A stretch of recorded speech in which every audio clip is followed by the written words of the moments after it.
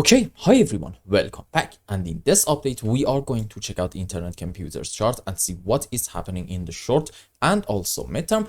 But before that, let me tell you that it seems like that ICP is starting to gain traction. I'm not saying it's gone full mainstream yet, but if you are paying attention, you will notice more and more people and more serious publications are finally starting to talk about ICP. And a good example of that is the fact that BSC News published a deep dive article on ICP. And keep in mind, this isn't just a random crypto blog. No, we are talking about a platform that has, let's go around here, okay, I believe about 1.3 million followers on Twitter. So when platforms like this talk about internet computer and what is going on in terms of fundamentals, I think that is like a very important sign indicating that ICP is absolutely on the right direction. And the tone of the article actually quite interesting. You see, they're not just about hype, they're not really just about a sponsored flop. It's actually a calm, clear breakdown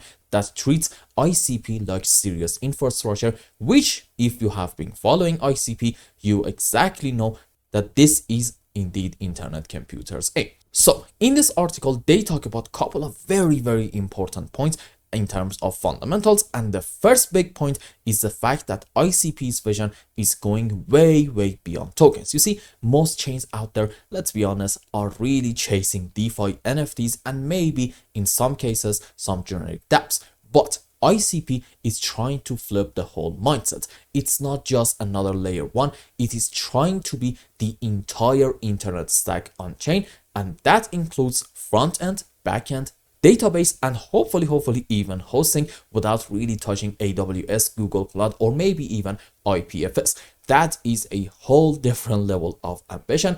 And what Ethereum is to DeFi, ICP is trying to be that for the actual internet. This is a philosophical shift from decentralized finance to, I think Dominic Williams said, decentralized infrastructure. Now, the second important point that this article mentioned about ICP is about the tech being actually very unique, because let's go through a few of the things BSC News highlighted. Number one, canister smart contracts, and these aren't your usual EVM contracts. No, they can store full app logic and state, and you need to think of them as self-contained microservices on chain. Now,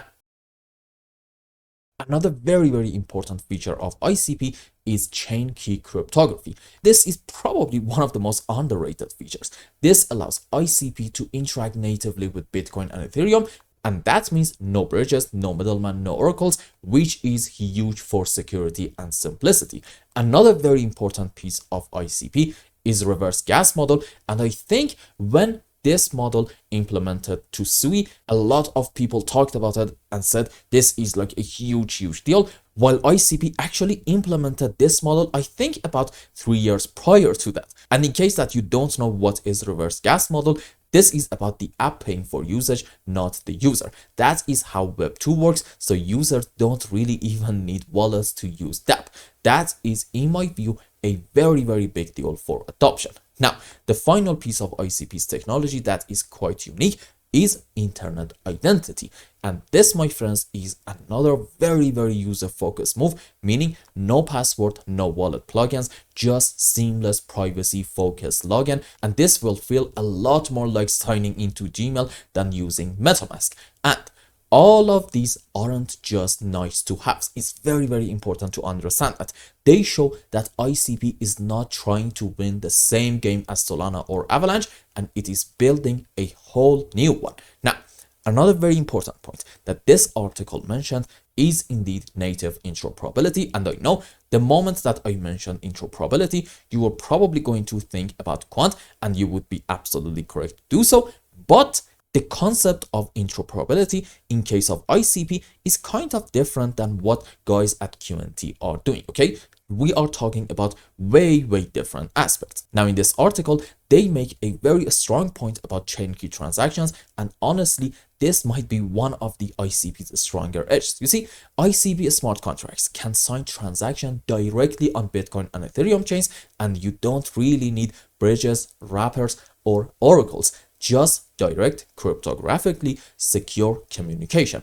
This isn't a theory either. No, You want to remember CKBTC and also CKETH are already live and full Ethereum integration is already in progress. Multi-chain is one of the most important problems in the crypto at the moment, and ICP might have actually solved it. Now, in this article, they also talk about tokenomics plus ecosystem design. And here is where things kind of sort of get interesting. You see, the ICP token isn't just governance tool or gas. No, it has three very, very important roles. Number one, governance. Number two, computation. And number three, payment to node providers. This model gives it more utility than most L1 tokens out there. Now, let's add this. Most of the early token unlocks, I think, ended by June of this year. Also, app usage is slowly growing at the moment, and this will hopefully lead to more and more adoption, especially with the launch of Caffeine AI, which means what? You know it, more cycles, which is equal to more ICP tokens being built. That, my friends, could be a scalable model for long-term growth that doesn't really rely on VC control. Now, another very, very important topic that they mentioned in this article is ecosystem snapshot. Unlike a lot of L1s that talk about dApps, ICP already has working ones. For example, you are looking at ICDex, which is an on-chain order board DEX. You are having Viral, which is a video sharing platform. You are having Nuance, which is a blogging platform, and also I think it's called Juno, which is a dev toolkit, and ICP Ninja, which is a dev-friendly playground. And if you have been watching closely, you will see kind of a pattern here. You see, ICP isn't just trying to get DeFi TVL. No, it is positioning itself as the foundation for the next wave of web apps, social media, dev tools, governance, AI. It is absolutely broad, but it is focused on mainly infrastructure. Now, here is another very, very important aspect of ICP that honestly doesn't really get a lot of love, but in my view, it is actually very, very important. And it is, you probably have heard of it, environmental impact. And here ICP is actually ahead of the curve. According to the article, ICP managed to cut its carbon footprint by 32% in 2024. That is not just a PR number. They have set policies that push node providers to use renewable energies. And honestly, in an industry where nobody really talks about ESG, that is a legit differentiator. But the article is not just pumping ICP. No, it is also pointing out some of the major challenges the project still faces at the moment. First off, there is, you probably have heard of it, the centralization issue. Definitely, the organization behind ICP still controls a large share of the tokens and also voting power through, you know it, NNS, network nervous system. And that raises eyebrows for anybody who is serious about decentralization. Then there is the node cost problem. You see, running a node on ICP is not cheap at all. It's not really something that you can casually do at home like some other chains. No, that definitely limits participation and may potentially hurt decentralization too. And from a dev angle, yep, the technical learning curve is real. Motoko, the programming language for canisters, and the whole architecture, not beginner friendly. It takes time to get used to this new paradigm. And I fully understand that there is actually a very, very important point in here. You see, if we are going to have a massive success when it comes to the launch of Caffeine AI, well, okay, this specific concern, we can actually completely rule it out and say, well, okay, you can basically talk in your own native language and you don't really need to learn Motoko in order to have some dApps on ICP. If we have a successful Caffeine AI, and again, this is a big if, okay, that's not going to be a problem at all. Now, in this article, they even talked about the old 2021 launch controversy. There were a lot of accusations back then about insider dumping and market manipulation. And I know right now people are not really talking about it anymore. But the article, in the interest of, I would say, being fair, is not just sweeping it under a rug. No, this honestly actually adds a bit of credibility to this whole thing. So to wrap all this up, this article paints ICP as a real infrastructure layer, not some hype coin. No, they've got full stack on-chain apps, solid cryptographic foundation, actual interoperability with BTC and ETH, and again, no, once more, we are not talking about the same interoperability concept as the one that we talked about in Q&T. These are completely different, and also In this article, you saw some very great points about environmental impact, which I'm kind of comfortable to argue that ICP can be a leader at the moment in that area. But, and this isn't just a big but, they still need to tackle decentralization concerns and make it easier for developers to be on board if they want to scale adoption.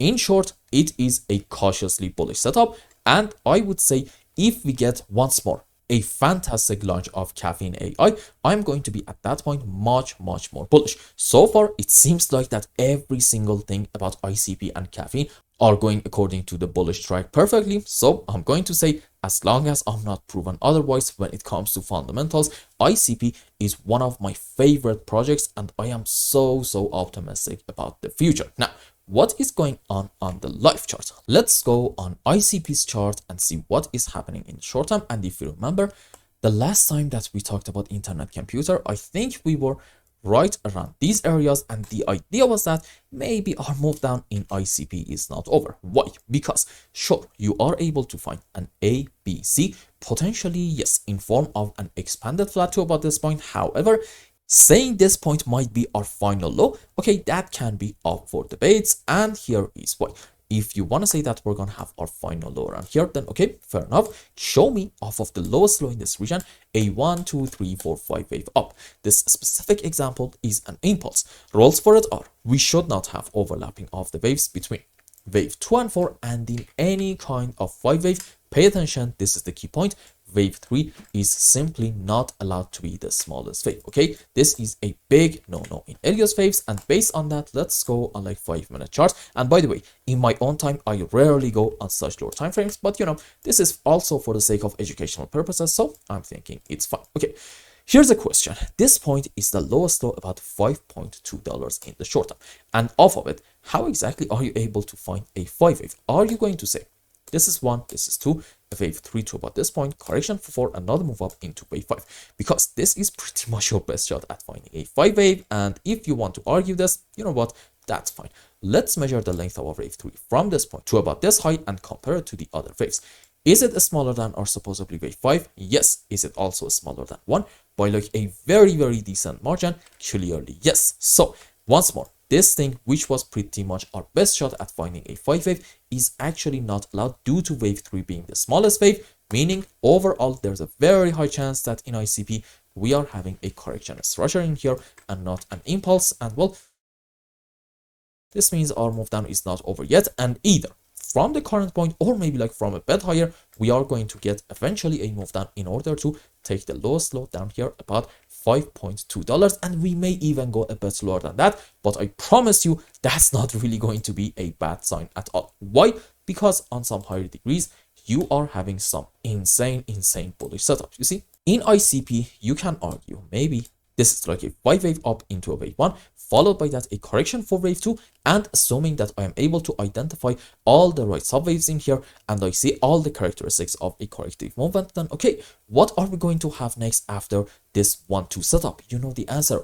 Massive move up into wave 3, 4, 5, and I'm saying a very strong move up because that's actually one very important characteristic of, you know what, a huge wave 3. So overall, I don't really see any special problems in ICP at the moment. And here's a very important point. Also, if we get like a rather strong move down, in order to take the lowest low down here in this region, about, let's say, $4.2, not only it's not going to be a short opportunity, it's actually going to be an insane long and also buy opportunity at the same time. And the reason for that comes down to the risk to reward ratios. Let's say you want to buy ICP around the $4 area.